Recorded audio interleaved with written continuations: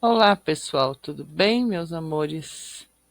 Então, hoje nós vamos para a aula 24 de Geografia, ok? Então, nós vamos trabalhar um pouquinho sobre mudanças e permanências no bairro, tá? Apostila 3, página 230 até 235. E a 232 vai ser um trabalhinho que eu vou explicar daqui a pouco, ok? Então, vamos lá. Então, olha lá, na 230, então, aqui, vamos conversar um pouquinho sobre esse texto aqui. Bom, mudanças e permanências no bairro. Você já sabe que com o passar do tempo as paisagens são alteradas, elas vão mudando, né? No caminho para a escola, quando você ia para a escola, e em todos os outros percursos que fazemos no dia a dia, pode-se perceber que algumas coisas mudam e outras continuam como sempre foram. Você já viu alguma construção nova no seu bairro ou outra sendo reformada? Alguma rua está sendo asfaltada? Árvores sendo derrubadas para dar lugar a alguma construção? Ou, ao contrário, construções sendo derrubadas para dar lugar a uma área verde? Esses são alguns exemplos de mudanças que podem acontecer no bairro. Então, vamos ver aqui. Tá aqui. Quando ruas são abertas, casas são construídas, árvores são derrubadas, ou outras mudanças são feitas pelas pessoas. Dizemos que a mudança na paisagem foi feita pelo ser humano. Na imagem, construção de casa nos Estados Unidos, tá bom? Nessa imagem aqui. Então, essa paisagem aqui está sendo modificada pelo ser humano, né? Aqui. Quando a mudança na paisagem é causada por chuva, vento ou outros motivos que não dependem das pessoas, dizemos que as transformações foram causadas pela natureza. Nessa imagem aqui, olha, é um deslizamento de terra causada por fortes chuvas na Espanha. Então, aqui é uma estrada, né? Mas é uma estrada assim num morro, e choveu, vem a água e leva tudo, né? Então, isso daqui é uma transformação feita pela natureza, tá? Vamos lá, continuando. Mudanças rápidas e mudanças lentas. Por exemplo, quando você vai construir um prédio, um edifício, pode, se for um edifício, um prédio pequeno, pode ser 6 meses, um ano, se for um prédio grande, 2 anos, até 3 anos, né? Então, às vezes pode ser rápida e às vezes lenta, tá? Por exemplo, uma enchente causada por uma chuva. Uma enchente causada pela chuva, às vezes é por 10 minutos de chuva, chuva muito forte, alaga tudo, aquela enchente toda, né? E a decomposição do papel. A decomposição do papel pode levar de 2 a 6 meses. Então, tudo depende do que está sendo transformado, né? Então, vamos ver aqui. Então, algumas mudanças acontecem de forma muito rápida na paisagem, outras lentas, demoram meses ou anos, né? Ou ainda aquelas mudanças que demoram milhares de anos para acontecer, como a formação de montanhas e vales, por exemplo, tá? Então aqui nós temos 4 fotos. Olha lá, ó. Essa foto aqui é de uma tá demolindo uma construção, demolindo um prédio, tá? Causa uma grande mudança na paisagem. E essa mudança acontece rapidamente. Na imagem, essa demolição é de um prédio em Istambul, na Turquia. Então, demolir é muito rápido, para construir demora, mas para demolir é rapidinho. A reforma de uma casa ou de uma praça pode levar vários meses, mas causa uma grande diferença na paisagem. Nessa imagem aqui é a reforma de uma casa nos Estados Unidos, ok? Aqui, a destruição de construções pela natureza, como pela força dos ventos e das águas, entre outras dinâmicas naturais. Também promove grandes mudanças repentinas na paisagem. Então, nós tivemos aqui esses meses atrás aí, um ciclone, né? Grande, que em alguns lugares aqui de Curitiba, e é rapidinho, tá bom? Aqui é uma destruição do furacão Sandy, nos Estados Unidos, ok? E aqui, também há mudanças que também dependem da natureza, como o crescimento de árvores. Mas quem está plantando, né? Ela não está nascendo aqui nesse caso, não está nascendo sozinha. Aqui o ser humano é que está plantando e depois a natureza vai fazer o seu ciclo natural para fazer com que essas árvores cresçam, né? Essas mudanças, em geral, levam algum tempo para acontecer. Na imagem, meninos e meninos plantam árvores em Belém do Pará. Agora nós vamos fazer o quê? Estão vendo que nessas fotos tem esses quadradinhos aqui? Então, nesses quadradinhos, vocês vão colocar letra A, se a transformação foi causada pelo ser humano. E B, se a transformação foi causada pela natureza. Então, vamos lá. Aqui, essa transformação está sendo causada pela natureza ou pelo ser humano? Muito bem. Vou pegar a caneta aqui. Pelo ser humano. Então, aqui você vai colocar letra A, ok? Aqui, nessa reforma de uma casa, é a transformação feita pelo ser humano ou pela natureza? Muito bem, isso é fácil, né? Pelo ser humano. Então, vamos colocar letra A. Aqui, esse furacão aqui que demoliu tudo, é pelo ser humano ou pela natureza? Muito bem, pela natureza, então letra B, ok? E aqui, A ou B, transformação causada pelo ser humano ou pela natureza? Aqui, nesse caso, pelos dois, né? Porque aqui, quem está plantando é o ser humano. Então, nós só podemos colocar aqui A, e depois que plantar, quem vai fazer o resto?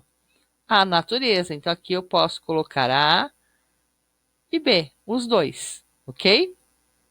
Vamos lá, continuando.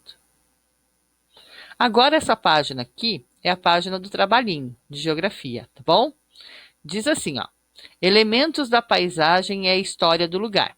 Às vezes, na maioria das vezes, tem uma história, né? O lugar. Nas paisagens, há elementos que quase não mudam ao longo do tempo. Esses elementos, como uma casa antiga ou uma praça, podem ajudar a contar a história de um lugar. Vejam um exemplo. Essa daqui é a Praça Câmara Cascudo, mostrada nessa foto, que fica na cidade de Natal, no Rio Grande do Norte. Recebeu esse nome em homenagem a Luiz da Câmara Cascudo, importante escritor para a história do Rio Grande do Norte e do Brasil. Tá? Aqui é o Memorial Câmara Cascudo em Natal, Rio Grande do Norte. Tá? Então, agora aqui, no município onde você vive, qual é o município que nós vivemos? Muito bem, Curitiba. Há alguma praça ou algum parque que ajuda a contar histórias do passado? Aqui em Curitiba tem, tá? Bem legal. Se nós não estivéssemos na pandemia, poderíamos fazer um passeio por Curitiba para conhecer esses lugares, né? Mas vocês também podem, né? Um final de semana não precisa sair do carro, mas fazer um passeio por Curitiba, aonde tem a história da nossa cidade, tá?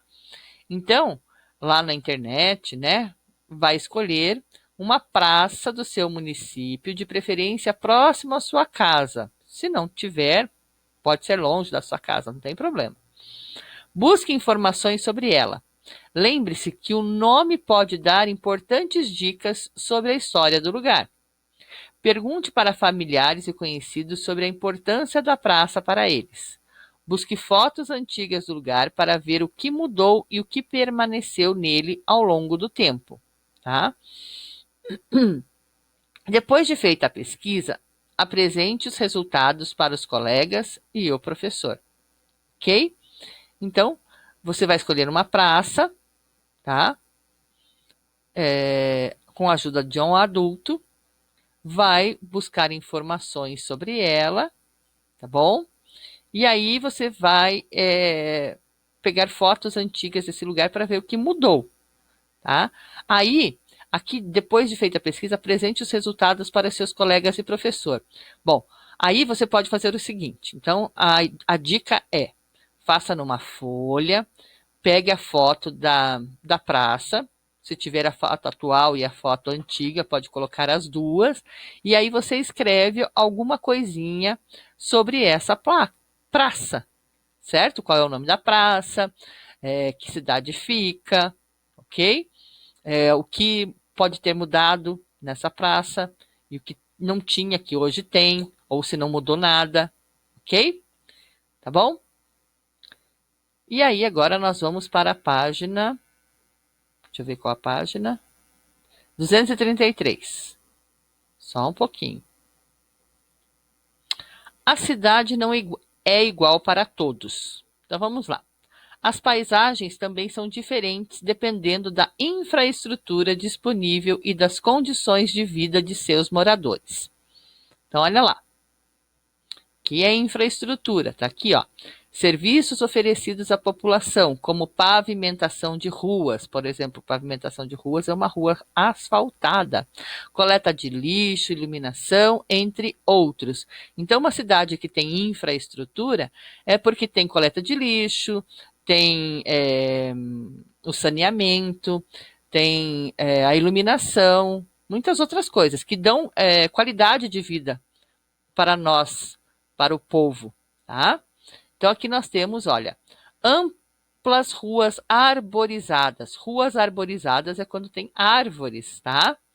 Repleta de serviços públicos. Serviços públicos, por exemplo, a coleta de lixo, receber cartas. Aqui. E construções luxuosas que contrastam com moradias pequenas e coladas umas às outras, em ruas muitas vezes sem infraestrutura. Na fotografia, a comunidade de Paraisópolis, edifícios de luxo em São Paulo, tá? Então aqui essa comunidade, né, que antigamente se falava favela, né? Então são todas grudadas uma na outra, pobres, né?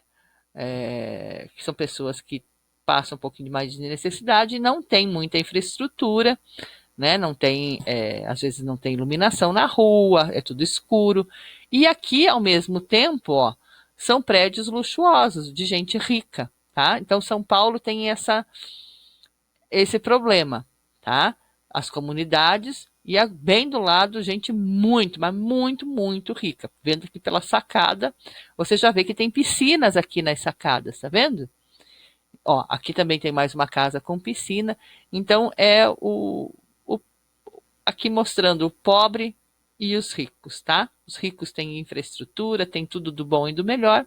E aqui, né, passam algumas necessidades, né? Aqui não tem ruas amplas, é tudo ruela, são ruas pequenas, as ruelas, assim, né? Que não passa nem carro, às vezes, você só consegue andar, às vezes, a pé aqui, tá? Ou se passa carro, só passa um carro um de cada vez, não tem como ir e voltar, tá? Então, olha lá. Os serviços públicos, como transporte, saneamento básico. Saneamento básico é o esgoto, para o esgoto passar por baixo da terra, porque o esgoto é tudo de ruim que sai da nossa casa, tá? Com cheiro ruim. E aí, se fica passando pela rua por cima, causa doenças, né? E aí, passando por baixo, pelos canos embaixo da terra, embaixo das ruas, isso é tratado e é melhorado, tá bom? Então, esses serviços públicos, como transporte, saneamento básico, a iluminação, a pavimentação de ruas, áreas de lazer, não são oferecidos em todos os lugares, ou, ao menos, não com a mesma qualidade. Nas comunidades ou nos bairros mais pobres, existe uma carência desses serviços, o que dificulta a vida dos moradores. Você já imaginou como seria se o lixo não fosse recolhido na sua rua? E se faltasse água durante alguns dias da semana? A água, nós estamos tendo problema, né? Com a água, com a falta de água, né? Tomara que na sua casa você esteja economizando a água para não faltar, né? Mas vamos pensar aqui no lixo. Se não fosse recolhido na rua, como é aqui na maioria dos bairros, terça, quinta e sábado, 3 vezes por semana, viraria uma bagunça, né? É lixo para tudo quanto é lado, ok? Então, olha, aqui saneamento básico tem essa explicação aqui, ó. Fornecimento de água potável, tratamento de esgoto e coleta de resíduos, tá? Os governantes são responsáveis por oferecer, então, o governador, o prefeito, Rafael Greca, o nosso governador, o Ratinho Júnior, né?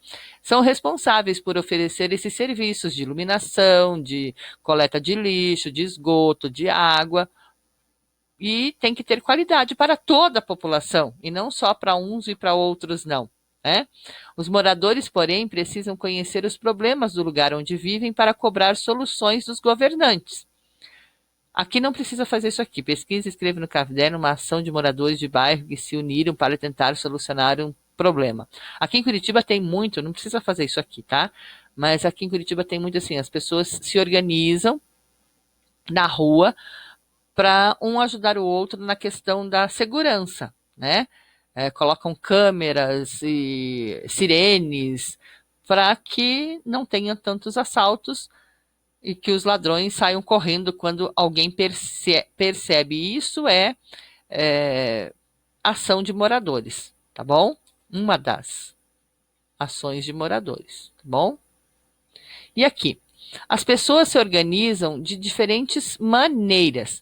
Aqui no meu tem esse quadradinho azul, mas o de vocês tem aqui do lado aquele QR Code, sabe? Se vocês apontarem a câmera do celular para esse QR Code que vai ter aqui na sua apostila, vai aparecer um vídeo sobre o tema aqui sobre o que é um ribeirinha. Tá? Eu não consigo mostrar aqui para vocês porque ele tem uma música. Então, se eu coloco aqui, vocês vão ver a imagem e não vão escutar o áudio, a música, tá bom? Mas o de vocês aqui, dá legal, eu tentei com o meu celular, na minha apostila que tem. Então, apontem a câmera do celular aqui, que vocês vão assistir o vídeo, tá? Eu não consigo colocar esse vídeo no mural, porque ele não tem ele é da FTD, então precisa com o QR Code aqui e a câmera do celular vocês conseguem, tá bom? Continuando então. Você já sabe que os bairros são diferentes, né? Eles podem, por exemplo, ser comerciais, residenciais ou industriais, que nós já vimos, né? Ou ainda bairros, em que é possível encontrar vias próprias para ônibus, para pedestres, para automóveis e até para bicicleta. Por exemplo, aqui no bairro Auer, né, tem a rua própria para o ônibus, tem aqui no centro de Curitiba só para pedestres, a Rua 15. E nós temos até que uma cidade que tem bastante ciclovia, né? Alguns bairros têm serviços públicos de qualidade, enquanto outros sofrem com a falta deles. Além dos bairros, porém, há outras formas de organização do espaço, que variam conforme o povo e a sua cultura. Vamos conhecer algumas. Então, isso aqui é bem diferente do que nós estamos acostumados, tá?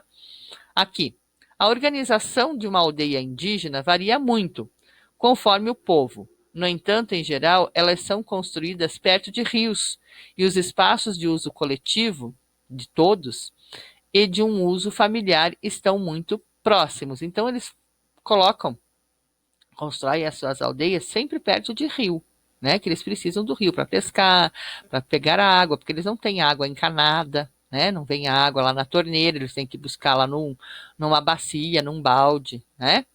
Tá bom? Essa aldeia aqui, ó, é da aldeia indígena Ticuna, no Amazonas, de 2018, ok?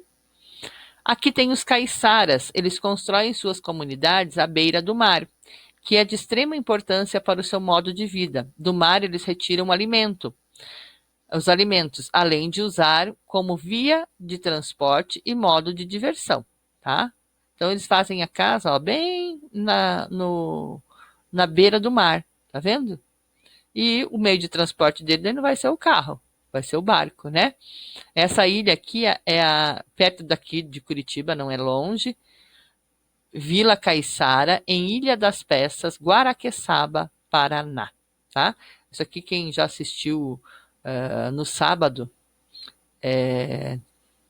Meu Paraná, eu já vi uma reportagem sobre essa Ilha das Peças.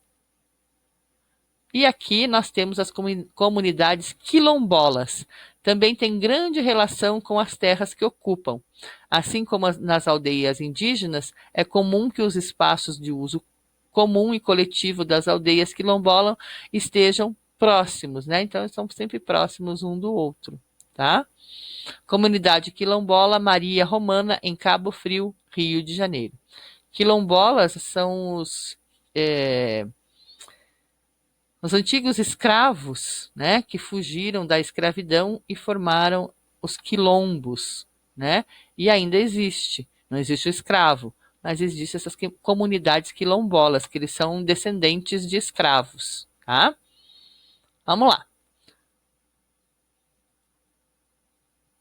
Aqui, só para organizar o pensamento, vamos relembrar o que você estudou nesse capítulo.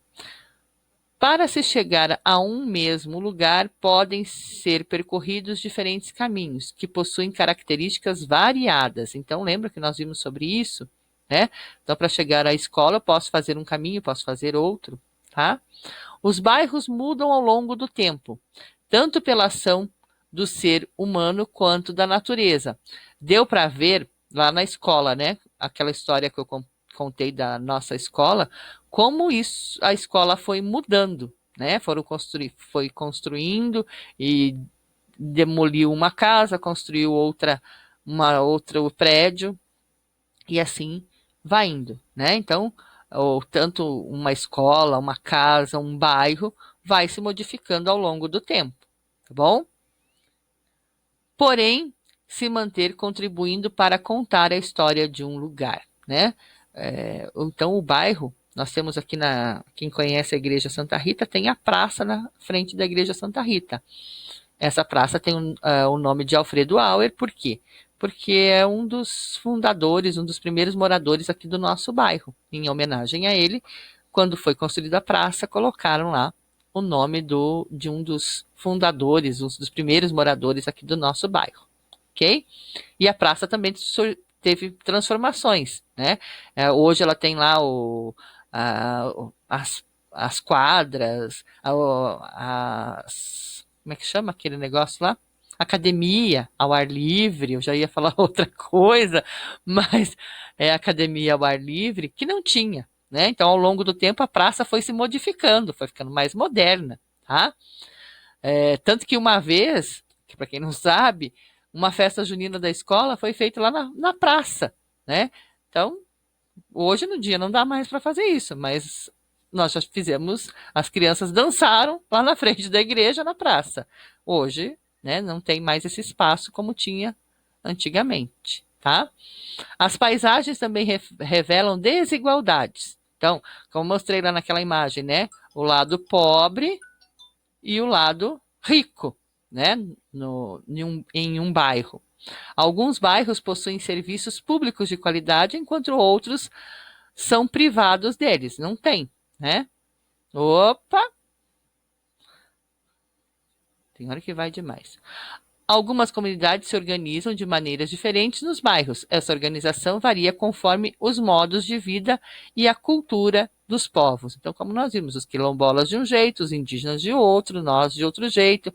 Tem os ribeirinhas, se vocês assistirem lá o vídeo que eu falei para vocês apontarem lá no QR Code, vocês vão ver que cada comunidade se organiza de uma maneira, ok? Essa aula ficou meio comprida, mas é isso aí. Terminamos, então, a primeira parte de Geografia da apostila 3, tá bom? Um beijo e até mais.